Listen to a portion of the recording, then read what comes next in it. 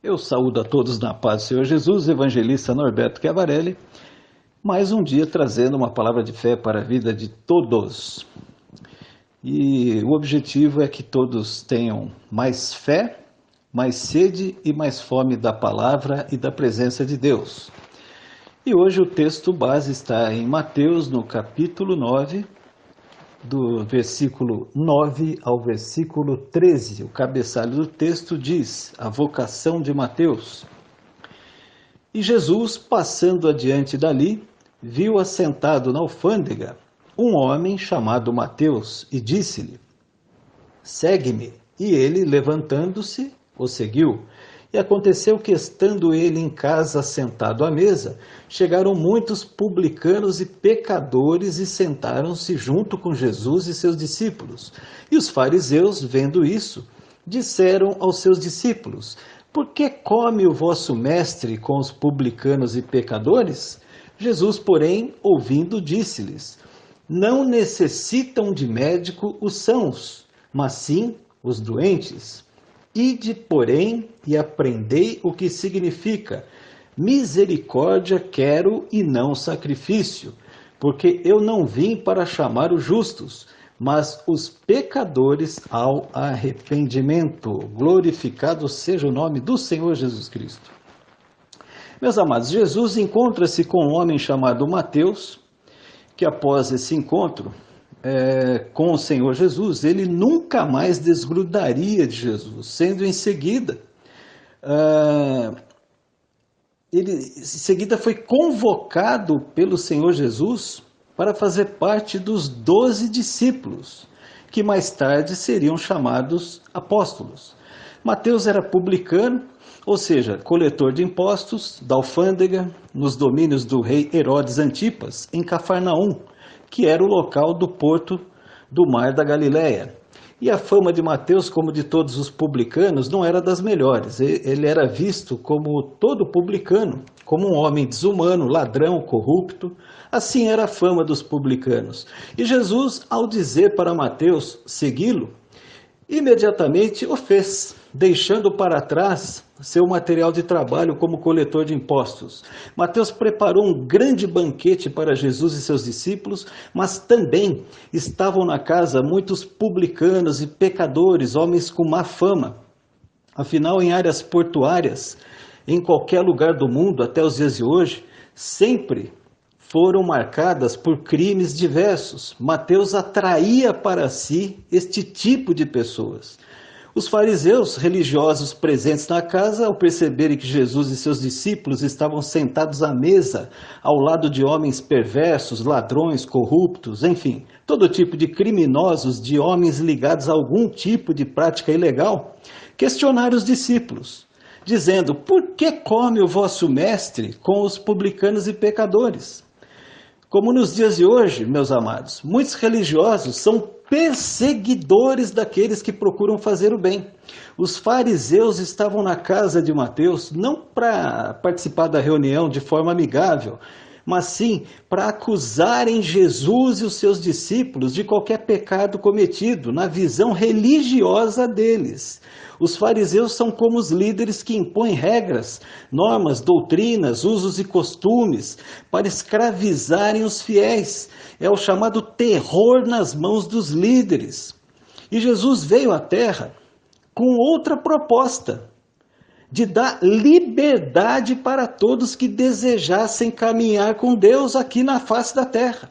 E Jesus, conhecendo a maldade dos corações dos fariseus, respondeu prontamente à pergunta dos perseguidores, os opositores da obra de Deus e dos seus discípulos, dizendo: os sãos não necessitam de médico, mas sim os doentes. E Jesus emendou dizendo aos fariseus que eles precisavam entender, eles precisavam compreender que o mais importante para Deus é a misericórdia entre os homens, a misericórdia de Deus entre os homens, pois Deus não estava nem um pouco interessado com os sacrifícios dos homens. Ou seja, Jesus e o Pai não desejam que os homens tentem agradá-los fazendo rituais de sacrifícios religiosos, como por exemplo, subir escadas de joelho, fazer jejuns que podem comprometer a saúde, dar 7 voltas no quarteirão, cantando hinos de louvor, ou no quarteirão da igreja, no quarteirão da casa, ou do comércio, viajar a pé por muitos dias, debaixo de sol, chuva, vento, frio, correndo risco de atropelamento por caminhões, só para cumprir com uma promessa. Deus não se deixa levar por essas práticas religiosas, sem respaldo bíblico nenhum. Tradições religiosas cegam os homens quanto à verdade à luz da palavra de Deus, como também faz os homens se desgastarem à toa, além de perderem o tempo precioso. Jesus estava falando, vocês não precisam sacrificar, porque Jesus já se sacrificou na cruz do Calvário. Ele ainda não tinha se sacrificado, mas ele seria sacrificado. Então Jesus, sabendo que iria passar pela cruz, ele já estava avisando, olha, não precisa fazer sacrifício, porque eu vou ser o sacrificado. Eu me sacrificarei por vocês. E como resposta aos religiosos apegados às práticas de sacrifício, ele diz aos fariseus que não veio ao mundo para ir até os justos, mas sim para ir até os pecadores, para que se arrependessem dos seus pecados. Assim Jesus fez enquanto esteve aqui na terra, nos deixando exemplos maravilhosos que nos trazem muita fé e a esperança de um dia nos encontrarmos com Ele para todo sempre, para toda a eternidade. Jesus não fazia como os fariseus que falavam da boca para fora, mas Jesus falava e determinava para que a sua vontade fosse feita, e todos que andaram com Jesus foram testemunhas dos seus grandes feitos, aleluia. E nós vamos aqui destacar 2 exemplos de grandes feitos do Senhor Jesus. O primeiro que aqui nós vamos destacar, em Lucas capítulo 19, do versículo 1 ao 10, eu vou resumir. Jesus se encontra com o chefe dos publicanos, chamado Zaqueu, homem riquíssimo. Parte da sua riqueza foi conquistada de forma ilegal. Jesus, demonstrando interesse em fazer o bem ao homem muito rico, porém muito desleal com a sociedade, pousa na casa dele, dorme na casa dele, prega a palavra para ele, Zaqueu.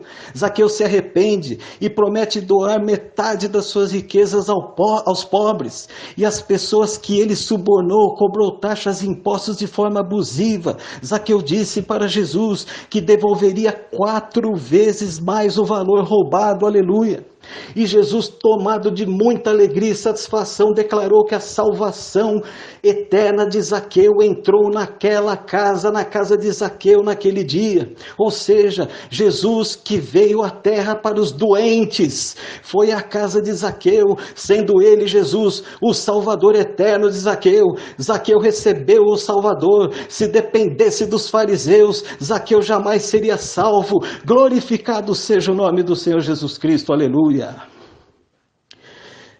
Se dependesse dos fariseus, como nos dias de hoje, se depender de certos líderes de igrejas, o povo está perdido.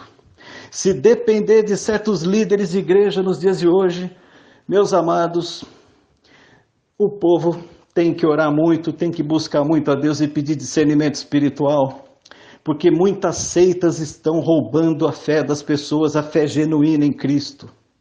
E Jesus não veio aqui nessa terra para transformar o povo dele num povo cativo, escravo na mão de líderes de igrejas. Não, Jesus veio aqui para que todos pudessem ser cheios do Espírito Santo, que todos pudessem ter discernimento espiritual, para que não fossem enganados, para que não fossem roubados na sua fé e também na sua boa vontade, no coração puro. Muitos têm coração puro, mas acabam sendo contaminados nessas seitas, porque são lá doutrinados de uma forma errada, de uma forma distorcida, e acabam seguindo seus líderes, e no final acabam se perdendo também. E o segundo exemplo de um grande feito do Senhor Jesus está em João, no capítulo 4, versículo 5 ao 30. Que vou resumir, que descreve o encontro maravilhoso do Senhor Jesus Cristo com uma mulher da cidade de Samaria. Essa mulher estava tirando água de uma fonte. Jesus pede água para ela. A mulher diz que ele, sendo judeu, como poderia pedir água para ela? Os judeus odiavam os samaritanos. que era uma seita formada na origem por judeus que sobraram após uma invasão dos assírios. E mais tarde, os territórios dos israelitas foram repovoados por estrangeiros, originários das terras vizinhas dos rios Tigre e Eufrates. E esses povos deram-se em casamento com homens e mulheres israelitas. Assim formou o povo conhecido como povo samaritano. E Jesus disse à mulher: se você conhecesse o dom de Deus e quem é que está te pedindo água, você pediria água e ele te daria água viva. E a mulher não entendeu nada. A mulher, não compreendendo, disse que o poço era muito fundo e não tinha como Jesus tirar a água. E ela ainda pergunta: aonde tem essa água viva? E a mulher indaga Jesus a respeito da sua importância, o comparando a Jacó, o terceiro patriarca dos judeus. Primeiro foi seu avô Abraão, segundo foi o seu pai Isaque. E Jesus diz à mulher que todos que bebessem da água do poço tornariam a ter sede, mas a água que ele tinha a oferecer, quem bebesse dela nunca mais tornaria a ter sede, pois a água dele, Jesus, criaria uma fonte de água a jorrar para a vida eterna, aleluia, para a vida toda. E a mulher, não compreendendo as palavras do Senhor Jesus, pediu água para Jesus pensando em nunca mais tirar água do poço. Ela estava pensando no poço, a mente dela ainda estava no poço. E Jesus, com muita paciência, com muito amor, mudou de assunto, perguntou do marido dela para a samaritana. E ela disse: não tenho marido. Jesus, conhecendo a mulher, porque ele é Deus, disse que ela teve 5 maridos e o atual não era seu marido, mas um homem com quem ela relacionava-se, não estando casada. E a mulher reconhece aí sim Jesus como um profeta, por conta da revelação acerca da sua vida sentimental. E é a respeito dos sentimentos que eu quero falar agora. Jesus encontrou essa mulher para curá-la na alma. Sofrimentos terríveis com 5 casamentos acumulados. Imagine você, meu irmão, minha irmã, uma mulher casada há 2000 anos, 5 vezes. Isso daí era como se hoje uma mulher casasse 50 vezes. É uma coisa simplesmente absurda. É inimaginável. Havia um vazio emocional imenso na mulher samaritana. Era uma mulher muito sofrida, muito abatida, com várias desilusões. E o Senhor Jesus a encontrou para curar suas feridas, fazendo a partir daquele dia a fonte divina da água viva. Ou seja, a presença do próprio Pai, do próprio Filho e do próprio Espírito Santo de Deus tomou aquela mulher, porque aquela mulher, ela ouviu a Jesus, ela ouviu as palavras do Senhor Jesus, ela creu no Senhor Jesus, ela não duvidou. A partir do momento que ele mostrou ser um profeta, ela passou a ter por Jesus, reconheceu em Jesus ser ele verdadeiramente um homem que falava da parte de Deus. Ela reconheceu em Jesus o seu chamado profético, ela reconheceu em Jesus ser verdadeiramente um homem que veio ao mundo para mudar uma vida, pois ela sentiu alegria quando o Senhor Jesus anunciou acerca da água viva. Ela foi despertada, ela foi chamada a atenção no seu íntimo, no seu interior, que andava machucado, destroçado, destruído, arrebentado por tantas perdas, por tantas lutas em sua vida. Eu quero dizer algo para você, meu querido e minha querida, que está me ouvindo nesse momento. Assim como aquela mulher samaritana e como Zaqueu, você também, eu também, temos muitas lutas nessa vida. Muitas vezes temos até mesmo muitos medos, muitos traumas, muitas situações em que nos deixam abatidos. Mas eu quero deixar aqui uma palavra para todos que me ouvem. O Senhor Jesus nesse dia está dizendo: eu, a fonte de água viva que jorro na vida de todo homem, de toda mulher que dá crédito à minha palavra, ao Santo Espírito de Deus. Eu declaro, eu curo, eu liberto, eu transformo, eu restauro, eu habilito, eu respaldo a todos através da minha palavra e do meu Santo Espírito, aleluia. Jesus restaura vidas, Jesus transforma vidas, Jesus causa situações que eram contrárias, Ele muda tudo, Ele traz ao seu favor, meu querido e minha querida. Basta crer, basta você olhar para Jesus, não olhar para a sua situação, suas condições humanas, mas olha para Deus, olha para Jesus, porque as condições humanas são verdadeiramente fraqueza, coisas que não dá para suportar, de tantas perseguições que nós temos nessa terra, tantas coisas que se voltam contra nós. Nós não podemos olhar para esse lado, mas nós temos que olhar para o lado do gigante que está do nosso lado, e o gigante chama-se Jesus Cristo. Você pode muitas vezes ver esses gigantinhos aqui na terra, e você pode pensar que uma enfermidade é um gigante e que não tem como você derrubá-lo, mas eu quero dizer algo para você: Jesus é muito maior, é muito mais gigante do que esse gigantinho que se levanta contra a tua vida. Aleluia! Louvado seja o nome do Senhor Jesus Cristo. Louvado seja o nome do Senhor Jesus Cristo. Esses gigantes caem por terra hoje, esses gigantes que estão assolando aí o seu sentimento, estão assolando a sua mente, estão assolando o teu coração, te deixando abatido. Saiba você que o Senhor é muito maior do que esses gigantinhos.